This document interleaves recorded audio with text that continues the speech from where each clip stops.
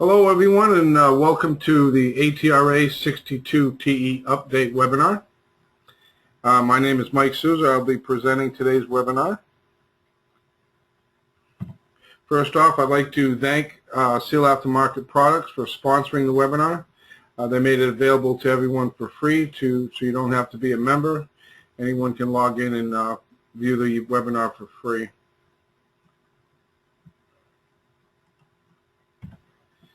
Any questions or comments, please send the emails to webinars@atra.com, and someone there will obviously answer your questions or get back to you on any comments that you have about the webinars. If you have any questions that you want to ask during the webinar, that's fine. Feel free to just text them in, and then I'll try to catch them on the screen and answer them the best that I can. The question is, why do we go to 6 speeds? Well, the 62TE offers obviously more advantages over the 4-speed by having additional ratios and quicker acceleration and shorter shift intervals. Basically like a CVT, they're trying to keep the engine RPM down and have the transmission keep the engine in that the most optimum efficiency. Like you see here in this chart, between these two lines is the best efficiency for the engine. On the left shows that the RPM rise, and as you can see, the 4-speed is the red dotted line, and you can see the RPMs go up pretty high before it makes that 1-2 shift, brings it back down, and then obviously the RPM is still going up pretty high for the 2-3 and the 3-4 shift. Now in the green line, you can see that the 62TE, we have much more shifts, keeping the RPMs down and obviously increasing the fuel economy and saving gas on these vehicles. Although Chrysler refers to the 62TE as the new generation front-wheel drive, they also have an all-wheel drive version of it. The concept's been around for quite a while. It's been out since '07. What's unusual is usually when Chrysler has a new transmission that they want to try out, they usually try it out on their Jeep products. Obviously at this time they didn't have a Jeep with a front-wheel drive, so they first came out with the 62TE on the Sebrings, the Avenger, and the Pacifica.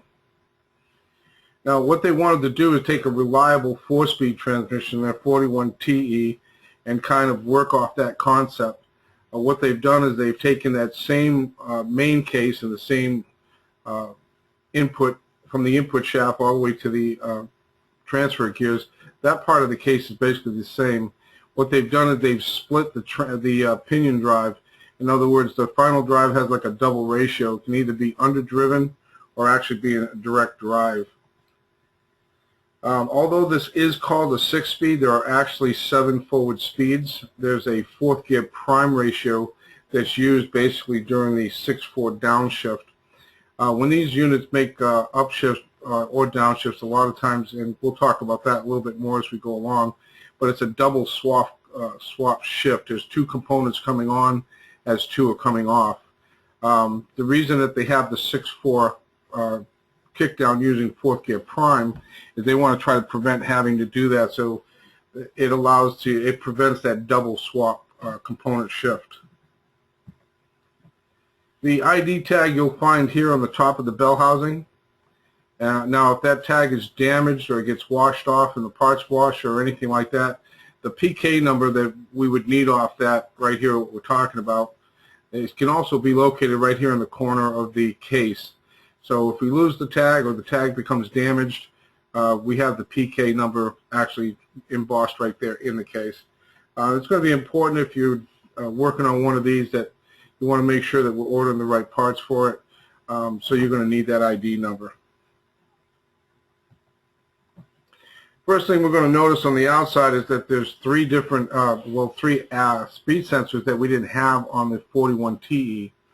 The ISS, or the input shaft speed sensor, is now located on the top of the case as we're showing here. It still monitors the turbine speed of the input clutch hub just like it did on a 41TE. Now the TSS, or the transfer shaft speed sensor, that's kind of been relocated. On the 41TE, it was the output speed sensor. So they relocated it to the back side of the case down here at the bottom, as you see here. And then what's unique to this transmission is they've added the output shaft speed sensor for the 62 TE right here close next to it. Now what you want to do is you want to be careful when you're plugging these in. If we happen to swap these, you may be chasing ratio codes or chasing erratic shifts due to the fact that we've got those sensors crossed. So the connectors are the same. Just be careful you don't cross connect those. A little bit different here on the actual case connector. You'll notice that there's 23 pins. Some of the pins are actually like a gold color, and the rest of them will be like a tin or a silver looking color. The ones that are in gold are actually the pressure switches, and all the solenoids and the other pins are all that tin color. Here's the pressure switch chart, and we give you the pressure switches whether it's fourth gear or fourth gear prime. Even on the fourth gear coast, you have the pressure switch status in the chart here for you. I have to apologize, I didn't have this in your handout. This information can be found on the ATRA website to members in the repair center. Just type in 62TE CVI in the search box and it'll pop right up for you. For those of you that have the 2012 seminar book from ATRA, I believe it's on page 156, you'll find the same chart. Now if you're not a member of ATRA and you can't go to the website and get it there, you can write it down off this slide if you'd like. If not, you can just simply hit the print screen key on your computer, and then you can right click and actually paste it on a blank Word document. So hit the print screen key, and then later on just open up a Word document, a blank page, and just right click and paste it there. At the end of the webinar, I'll put it back up for those of you that want to write down the information. Some of the changes we're going to talk about between the 41TE and the 62TE. The first thing we notice here is the solenoid block resembles one of like an RFE, which you would find in a 545 or 68 RFE. So it's got that 23-way connector. What we've added here is we have a TCC solenoid, a variable force solenoid. It's referred to as the electronic modulated converter clutch. And we also have a line pressure solenoid, as you can see down here in the middle right. That's also a variable force solenoid. And with the line pressure solenoid, we have a transducer, bottom left corner. The transducer and line pressure solenoid is really nothing new. We've had that on some of the later 41TEs, except that solenoid was actually reducing pressure when the vehicle's in park and all the way up to drive until it starts to move. And the transducer works the same way as we would on a RE transmission, the rear-wheel drive Chryslers, reporting back the actual pressure to the computer.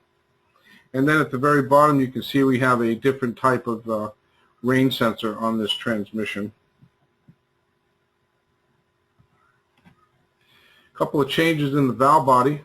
They've added a low clutch switch valve, and you also have this new blocker valve, which is referred to as the direct clutch switch valve. This valve actually prevents the direct clutch and low clutch coming on together at the same time in the compounder assembly, and we'll look a little bit more into that in a few slides. Other changes in the valve body that you'll notice is when you take the valve body apart, you'll see in the casting plate that there's 9 check balls that are actually plugs. And that's the ones here marked with the P. Those are actually there to block a circuit from leaking. Obviously they could have a tool that the OE could attach to the side of the case that would go in and actually check pressures on all these circuits. Now these plugs have actually been eliminated. One of the prime reasons was due to cost of putting them in there. And the other reason, obviously, if they have any leaks possibly in the future when the transmission gets enough time on them. The other thing you may notice on some valve bodies, and I have it circled here at the bottom, is the underdrive check ball may be missing. And this is something that they've done on certain models. Now, if the check ball doesn't belong there. When you lay the plate over the casting, what you'll see is there'll be no hole here for the check ball. So obviously if you did put the check ball there and it didn't require it, with no hole in the plate, it wouldn't affect anything. So if you just wanted to play it safe, you can obviously put in the overdrive, the low reverse, the reverse, and go ahead and put in the underdrive check ball if you're not sure. But if you don't, what you don't want to do is leave the ball out if there is a hole there in the plate for it.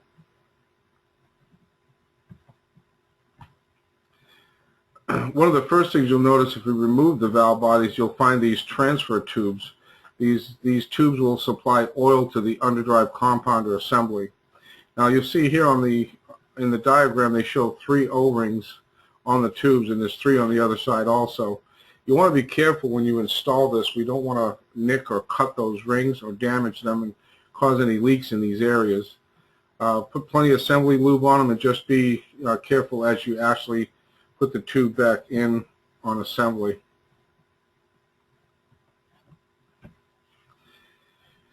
Like I said before, this 6-speed is basically a 41 TE. As you can see here in the main case, you have the same clutch lineup that we had before. The difference now is obviously in the underdrive compound assembly that you see here in this red square. They've added the planetary gear set. There's a direct clutch, a low clutch, and now there's also a sprag added. So now we have a sprag in this unit that we didn't have before. Now, I was mentioned before, we have 2 modes of operation for the compounder assembly. It's either going to be direct driven or in reduction. Now, on the 2-3 shift, the 3-2, and the 4-2 shift, these shifts require a double swap shift. That means 2 elements are coming off while 2 other elements are actually being engaged. Now, this synchronization of clutch on clutch takes place in about 40 to 70 milliseconds. It's supposed to produce a nice smooth shift with no bind-ups or flares. Now, if there was any issues in the compounder assembly as far as clutch clearance or leaks in clutch pack that would cause either shifts to be too early, you may actually feel a shudder, or you may actually feel a harsh shift. Now, if the underdrive assembly, if the drums or the clutches in there came on too late, what you'd actually experience is either a double bump or like a bind-up feeling. Now, like I said before, to avoid a double swap shift, especially on a 6/4 downshift, at the vehicle going at that speed and engine RPM that high and the torque being that high, they use a 4th prime. Now, with the 4th prime ratio, it only requires taking the overdrive clutch off and then actually just bringing in the underdrive clutch being applied. What we have here is the actual clutch application chart, and the sprags chart is in there also. Now, the sprags actually hold in 1st, 3rd, and 4th gear. Now, this gives us a much smoother 1-2 and especially a 2-1 downshift. You'll notice on a lot of transmissions, like with the ZF6, they don't have a sprag on that unit, and we seem to have the most complaints is on the 2-1 downshift. Now, a 6L80 by General Motors is basically the same technology as the ZF6. The only difference is they do use a sprag on the 6L80. So you notice we don't have that same type of complaint that we get with the ZF6 speeds. And the square boxes here to the left, the ratios that I've put the square boxes around are actually the same ratios that you would find in a 41 TE. Now notice here in 6th gear, it's the exact same ratio as a 41 TE. So we haven't changed the ratio at the top end. Is basically the same, and as you can see, we have a lower 1st, and then the 4th prime is the ratio that's being used on the 6/4 kickdown. Let's look a little bit at the power flow, and this is reverse gear. Now in reverse, we have the reverse clutch driving, which is the same reverse input clutch that you would find on the input drum of 41 TE. And then the low reverse clutch in the case, same thing. The low reverse clutch would be holding, reverse clutch is driving. And then in the compounder assembly, we see that we have the low clutch holding. So that's our reverse gear power flow. Now when we get to first gear, we have the underdrive clutch driving, common to the 41. Same thing with the low reverse clutch holding. At the back of the case, that's the same setup as you would have in a 41. The only difference now is we have the low clutch holding and coast, so that's your first gear ratio. Now the underdrive and the low reverse, the underdrive clutch is driving for second gear. The low reverse clutch is still holding. Normally on a 41 TE, this clutch would be free; it would be off, so there'd be no apply there. And in the compounder, we can see that the direct clutch is driving, so that's the second gear power flow. In third gear, we have the underdrive clutch on, so it's driving. The 2/4 clutch is holding, because that is a brake clutch that's splined to the case. We have the low clutch holding the coast, and now we have the overrun clutch holding. So the sprag is holding, and that's our third gear power flow. This is fourth prime. This is the underdrive clutch is driving, 2/4 clutch is holding, and in this case we have the direct clutch and the compounder driving. So that's our fourth prime. Fourth gear, a normal fourth gear upshift in the fourth in the overdrive position. The power flow you can see here is the underdrive and the overdrive clutch. In the main case are driving, and the low clutch is holding, and the overrun clutch is holding. Now that we get to fifth gear, we still have underdrive and overdrive clutch in the main case driving, and now we have the direct clutch driving. So now the compounder is in is a direct drive. In sixth gear, the overdrive clutch is driving. We bring the 2/4 brake back on, and now that's holding, and then the direct clutch in the compounder is also driving. So that's your power flow for all 7 forward gears and reverse.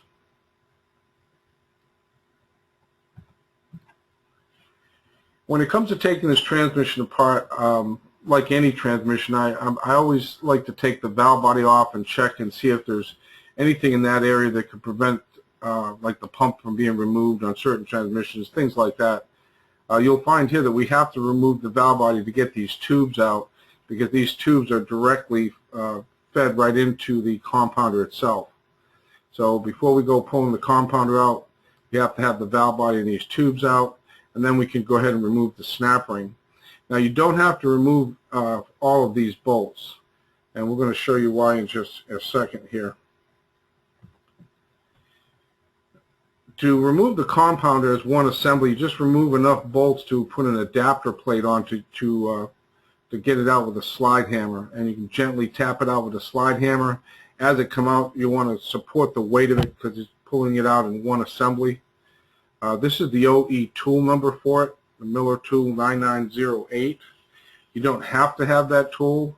You can use any kind of an adapter plate you want for whatever you have in your shop for your slide hammer. To do it without the slide hammer, there's some guys that say that they don't have a problem doing it, but I've seen too many times that trying to pry this thing out of there, there's really nothing to grab onto to pull it, and it doesn't take much for this thing to get stuck in the case. So you have to keep it nice and level and try to slide it out of there, and the best way to do it, and makes it much easier, to use a slide hammer tool. These are the main components that you'll find in the compounder assembly. Like I said before, we have this other planetary set there now. And here on the left, you can see this is the output shaft going to the differential. There's your direct clutch drum. Then that'll assemble on top of the sprag assembly, something we didn't have before. And that'll all assemble right on top of the low clutch assembly here. Now, when we start to take these components apart, first thing we're going to do is remove the planetary gear set and the output hub. Now once we do that, what you want to be careful of is there's this shim right here. It goes between the sun gear and the planet. Make sure we don't lose that. We don't want to lose that during disassembly and go ahead and assemble the transmission not knowing that it has to be there. So be aware that there is a shim there, and we don't want to lose that.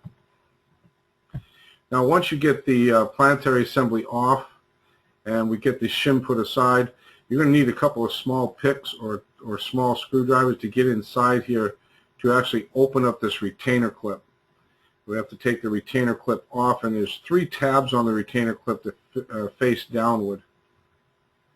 So that's the next step, to get that retainer clip out of there. Once the retainer clip is out, you may want to either remove this cage bearing here that you see. It's a plastic cage that's located right here in the shaft. I prefer to take it off and get it out of the way. I don't want to damage it when I start pulling the rest of the parts off. But you do want to, either way that you do it, you still want to take this off and make sure that the area underneath on the shaft that the bearings ride on is not damaged or worn. So we have to go in there and check that. Now, once we get that out of the way, now we can take the direct clutch drum right off of the low clutch. Now that we have the direct clutch off, we want to disassemble the direct clutch. You can use any compression tool that you have in your shop that's used for other transmissions. I'm just showing you here that there is a tool made by Miller Tool for installing the pistons and also for compressing the spring retainer. When you do get the spring retainer compressed downward to get this snap ring out, it's a tapered snap ring. Make sure we put the tapered snap ring back the same way that it came out. Usually the bevel is facing up. You'll find a couple of thrust bearings in there. One of the first things you will notice, if you haven't worked on one of these before, is they have a single-sided clutch in this drum.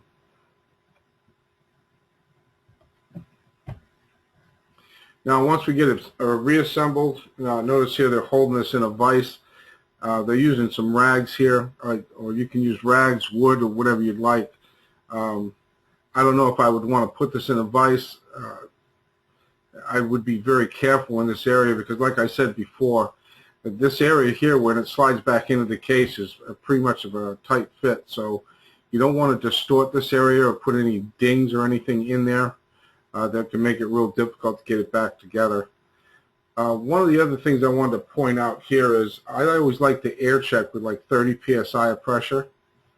A lot of times you can have a small leak in a piston and not actually hear it using full shot there. You can actually overcome that leak and actually make that drum come on like it's normal, not knowing that you do have a leak there. So I like to, I'll actually put a regulator like you would use in a paint shop. I'll actually put that on there and regulate my air pressure down to 30 psi. The clutch clearance that we're looking for is about 37 to 56 thousandths. So you want to try to keep it within those specs. Now, if we take the low clutch assembly apart, again, we're showing you the factory tool here. Doesn't necessarily mean you have to have that. Once we remove the transfer shaft, we go ahead and take this apart. You'll see that the clutches are normal type double-sided clutches here.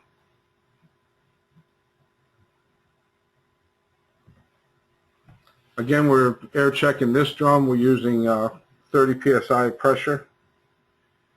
And the clutch clearance on this clutch is about 18 to 29 thousandths. Now let's talk about the sprag for a moment. The inner race of the sprag you'll see here has this one spline missing, and you can see a lube hole there. When we put this back down onto the low clutch drum, we want to line that up with this slot that's made into the drum itself. Obviously we need the lube oil to get into the sprag, and we wouldn't want to put it on where it could be restricted. So if you actually held the inner part of the inner race and you turn the outer race, it should actually turn counterclockwise. Now, when you place the sprag down onto the drum, there's an ID groove that's right here on the outer race. Now, like any other ID mark, whether it's a groove or a dot, they're usually going to face up where you can see them as you're actually assembling something. So it's kind of a general rule. It's not written in stone. There may be different situations where an ID mark or groove will actually go the opposite way, but for the most part, anytime you see an ID mark, it's usually going to face up where you can see it. Now there's some scarf cut sealing rings here on the shaft. Nothing really new here. The only thing I want to mention is a lot of guys like to reuse the rings that are on the unit. That's fine. There's nothing wrong with that. I would take these off and make sure you don't distort them too much when you take them off. Kind of be careful with that. But you want to take them off and check to make sure the groove is okay. We want to make sure we don't have a whole lot of clearance between the ring and the actual the groove in the case. Now you want to take this ring off and you want to check it in the bore and make sure that we got a good fit, that we don't have a big gap in between the opening when we bore check the ring in the drum. This is a real common problem that we see all the time on this transmission. This direct clutch molded piston, it likes to come apart. This one here is pretty bad, but I've seen some that had very little damage to them, and it might not even be noticeable. And again, like I said before, you may actually air check and not see that. But if you, and don't forget too, we're air checking on a bench where the drum is cold, everything is cooled down. If I had a small leak in this piston, it might not be noticeable on the bench, but once it gets heated up in the vehicle, everything's good and hot and turning, that's when the leak is going to show up and we're going to start to have an issue.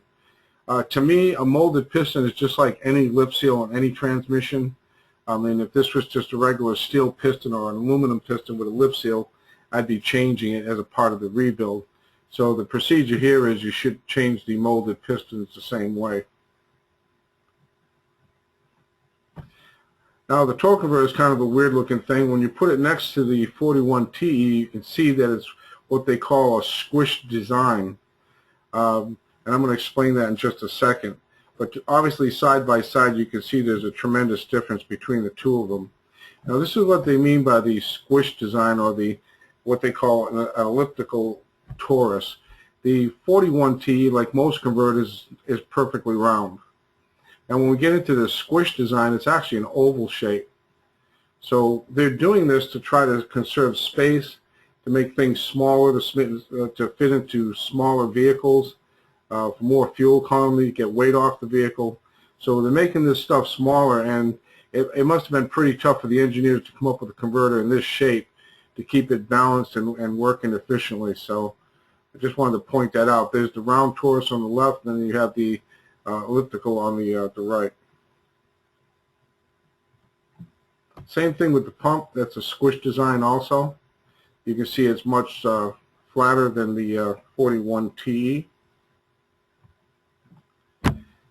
Let's talk about pump gears. The 62TE now has ID spot marks on the top of them, and yes, that they're going to face up so we can see them as we actually assemble the gears down into the pump. Now on the 41TE, on the other hand, they don't have any ID marks. What you'll find is you'll have a chamfer on one side that's much wider than it is on the other. So the wider chamfer should face down. That's designed to keep lube in that circuit in the pump itself for the gears. So when you're working on a 41TE, the chamfer is not considered an ID. It's basically there to be placed on the bottom for lube. In the handout material, you also have all the specifications for checking the pump gears. I know that a lot of us have dealt with some of the rear-wheel drive stuff that Chrysler puts out. That just about every pump that they put out seems to be a lot more sloppier and looser than what we see in other vehicles. The coolant bypass valve. Now this is nothing really new. I just wanted to mention this because a lot of guys have a tendency to overlook this. Some guys don't even take it out of the case. Obviously it goes in with the O-ring end first, and we want to take this out, and if we're going to reuse this, make sure we clean it out real good and change that O-ring. We don't want to have a leak in this area, because if we do, basically the fluid is not going to want to go to the cooler. It's just going to go back into the unit. So when this thing is cold, you'll actually have oil coming out of both coolant lines. So obviously once the coolant lines meet at the radiator or the cooler, we're not going to have any flow at that point. We're going to have plenty of oil, but we won't have oil that's being cooled down. Now I've actually had one of these stick on me in the 41TE, and just on a one block road test, I had actually had oil coming smoke coming out of the filler tube. So you want to make sure that we check this or replace it at least during the rebuild. Let's talk about the most common failure that we see here on this transmission. I get asked this a lot about a lot of different transmissions. This one's pretty easy. The most common complaint that we see on the tech line is these low clutch sealing ring grooves. Now this is what a normal one looks like. You can see the stepped ring in here. And like I said before, I want to make sure my clearance, if I am reusing this, I want to make sure my clearance is about 5 thousandths or less. Like I said, some factory manuals will say you're allowed up to 7 or 8 thousandths clearance. Just keep that in mind that what we're looking at here, even though this looks nice and shiny like steel, it's not. It's actually aluminum. So it wears real easy. Now here's one that's really badly worn. Look at the major gap that we have on the top ring and on the bottom ring. This one is extreme. I mean, this one's at the point where I've actually had guys call the tech line and ask if there's supposed to be 2 rings on this sleeve. And yes, there is. I mean, this thing, if you look at it, it looks like it's actually machined right in this area so it doesn't take a ring. I called up my buddy at the dealership down here in Florida and asked him what's the failure rate on this compounder assembly, and he said it was 100% failure rate. I mean, they're working on them every day at the dealership level, and he said they fail constantly. So if you do get one in your shop and it looks good, it looks normal. There are some aftermarket drums available with a steel insert, so they've actually replaced this whole piece with a steel insert. So what the dealer's doing, I just found this out the other day, so it's not in your handout, but sometime during the mid to late 2013 model year, the OE came up with a new low clutch drum. And what they've done to this drum is they put an anti-rotating ring on it, similar to what you'd find on like a 4T65E. So if you don't, the part numbers here listed for you, you can either write it down or again like before, hit print screen and then right click and put it in a document somewhere. But if you only have the old part number, it will supersede over to the new part number, so that's not a big deal there. So you can see they've tried to address the problem by putting a non-rotating ring in. I don't know yet what how well those rings are going to seal or if they're having any problems with them yet, but it should cure the problem with the ring lands wearing out. This is a new failure we're starting to see more and more on the tech line. This is when guys will call in and say they have one coming in. It'll have a PO 792 or a 735. Line rise problems, slip really bad on the 1-2 shift. And when they get the unit apart, they'll find that the snap ring is popped out of that groove. Now, a lot of guys are taking a stiffer snap ring and try to do that. I don't know what the success rate of it is, but I do know that they've had those pop out also. The only thing you can do here at this point is to replace the drum. There's no updated number that I know of yet for a new drum. It's just the same part number as the drum that you're finding in the unit now. But keep in mind that if it did pop out, I would definitely go ahead and change that drum out. This is the most common code we get on the tech line for this tranny, and it's the P2764 for TCC stuck on. This is an easy fix. All we have to do is take the side cover off. You'll find that TCC solenoid likes to stick. When it does, the computer will set the code. When obviously the converter clutch comes on and it's not commanded, the computer will pick up that RPM drop during that shift and set the code.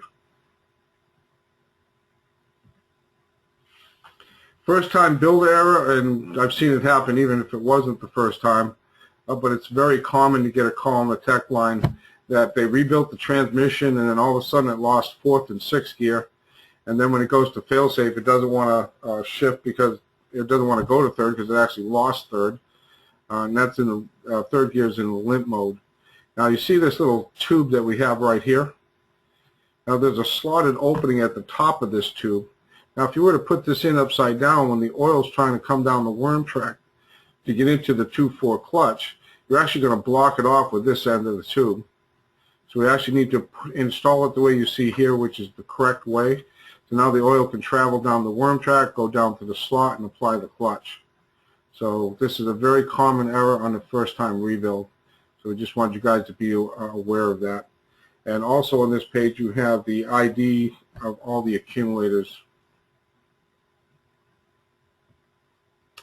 Okay, again, I'd like to thank Seal Aftermarket Products for making this available to everyone for free. And I want to thank all of you for attending. Appreciate you guys logging in and watching the webinar. Our next webinar will be on the 722.6 NAG1 transmission. It'll be at the same time 2 weeks from now on Wednesday, September 3rd. So I hope to get to see you guys there. And one last thing is I'll put that screen back up for you. So if anybody wants to copy down the information here or take a picture of this screen with the print screen option on your computer. And I'll also give you a few moments that if anyone has any questions that you want to text in, you'll notice on the attendee list there's a little hand. If you're going to text in a question, go ahead and just click on that little hand so I can see it pop up, and I'll stay on for a few minutes longer to give you time to text in any questions that you might have.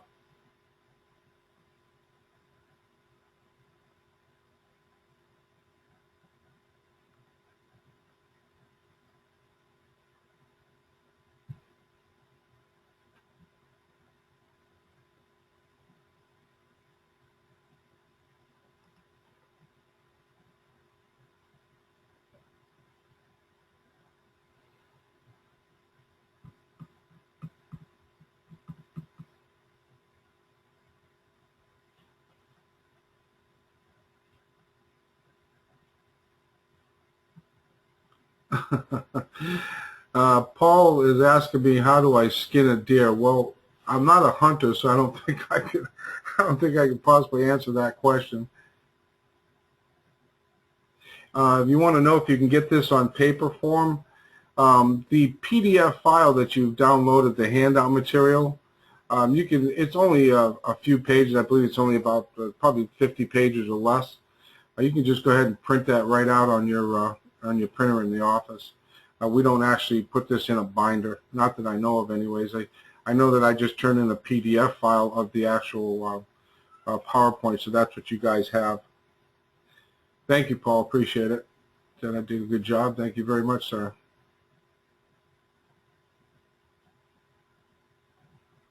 Now, is it a common problem to see the low clutch snap ring blow out the lugs of the drum? I'd have to say more often I just see the snap ring popped out. I haven't had a lot of people call in and say that they've seen the actual lugs break off the drum itself. So no, I'd have to say that's not common enough for me to hear it on the tech line.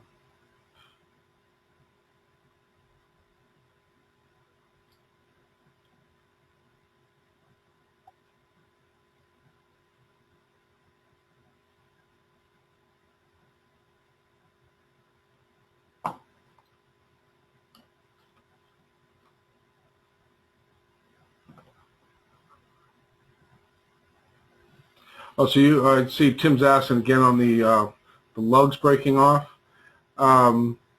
It is possible that you could be having a high line pressure problem.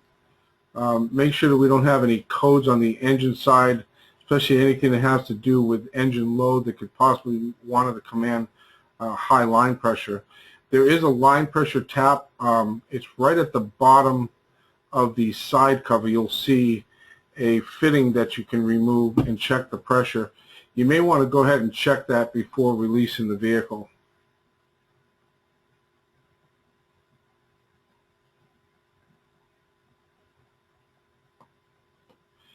Question was, any valve body problems? Not that I'm hearing anything in particular. Probably the same issues that we would deal with on the 41T, the same type of wear issues. Anything in particular that would cause a high line problem, not that I've seen so far.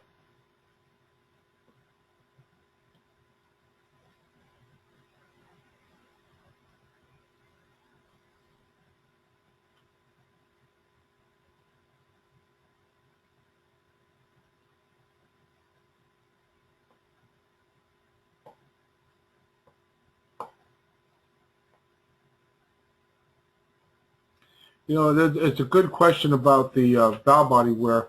if you check with your aftermarket suppliers, like as far as shift kits or any aftermarket repairs for valve bodies, I usually like to use that as a guide as to take those particular valves. If there's a fix out there for it, obviously they've had to spend a lot of money to tool up for that.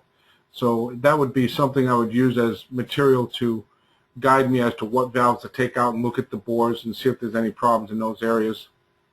Another question I see here is, should the solenoid assembly be replaced? As a standard rebuild, I don't, that depends on the shop.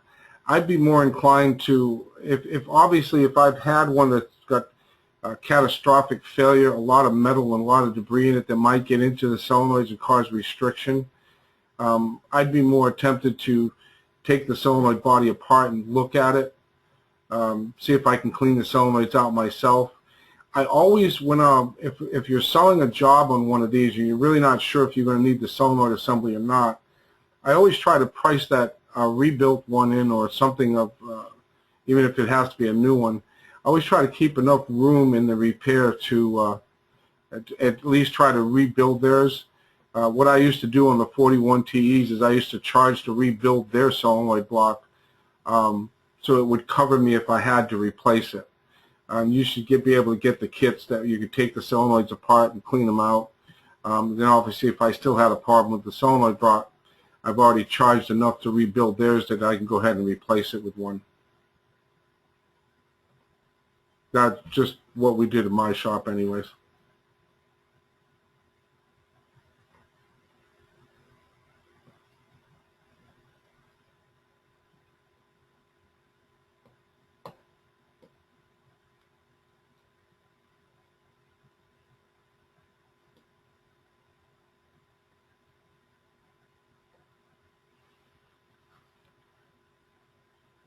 Is the solenoid assembly similar to a 41T?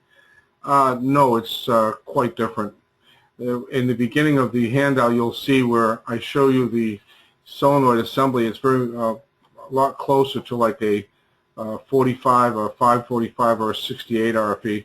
It's got a 23-pin connector instead of the normal 8-pin connector you would see on a 41 TE. There's a big difference between them.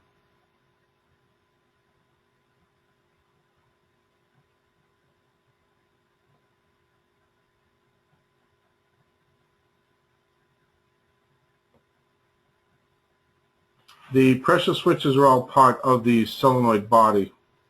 The question was, are the pressure switches, I guess, similar to a 41TE? The 41TE and even the 545TE, they basically work the same way, but this particular solenoid body is quite different than a 41TE. The pressure switches and the solenoids inside are very similar to a 545 RFE.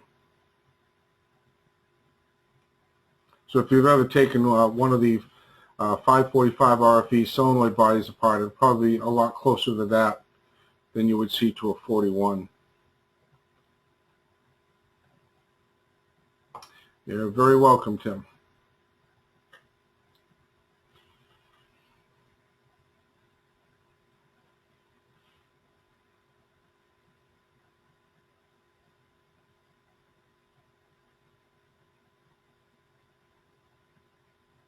Okay, my good friend Robert Moreau just mentioned to me the tip in the upper right corner. There's a camera icon, and you can take a picture of the screen with that. That's pretty cool. So to automatically save it to your desktop. I appreciate the tip. I have no idea what this camera icon that you're talking about is located. Maybe it might be on your screen. Dock panel to, no, that's the docking one. I don't particularly see a camera icon on my end. You may have one there at your end that you can take a snapshot of the screen. Right, okay. Right, exactly. I don't see it on my side, so you probably see in the upper right corner. You can't miss it on your side. Okay, good. That's a good tip. Thank you very much, Robert.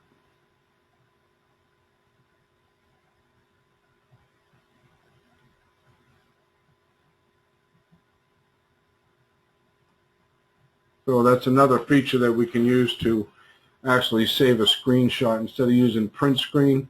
Apparently this camera shot will just put it right on your desktop for you as a probably a JPEG file, a picture file.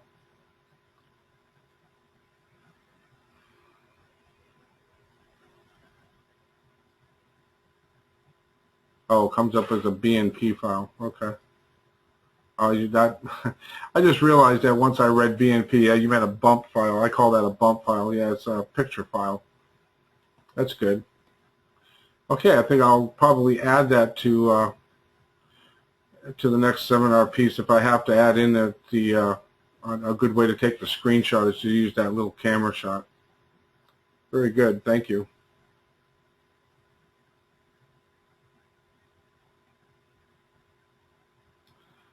Okay, now he's telling me here that the image that we're talking about is called the attendee viewer image, okay?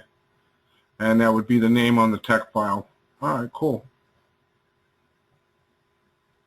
And that's how it shows up on your actual desktop. Very good. Good point.